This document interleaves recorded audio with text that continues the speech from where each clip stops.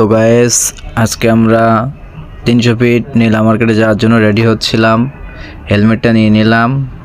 সাথে আছে আমার সাথে এই যে সোহাগ ভাইয়া, হৃদয় আহমেদ সোহাগ, যার ফেসবুক অ্যাকাউন্টের নাম হৃদয় আহমেদ সোহাগ লিখে সার্চ দিলেই পাওয়া যাবে। সে খুবই জনপ্রিয় একজন ভাইরাল মানুষ, কন্টেন্ট ক্রিয়েটার। সেও রেডি হচ্ছে।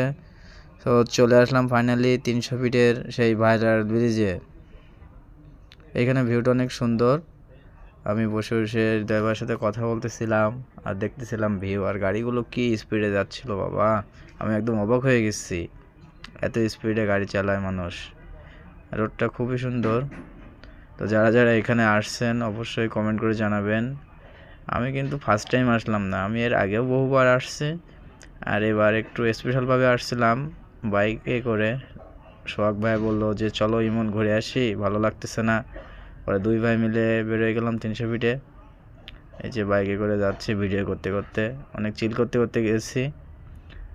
কিন্তু দুর্ভাগ্য হলো যে নীলা মার্কেট পর্যন্ত যাইতে পারেনি, সেনাবাহিনী আটকায় দিছিল, ওদিকে যাইতে দিচ্ছিল না। তাই হচ্ছে এইখানেই, মানে 300 ফিটের যে ভাইরাল ব্রিজ, এইখানেই আমরা একটু আড্ডা দিচ্ছিলাম এইখানে।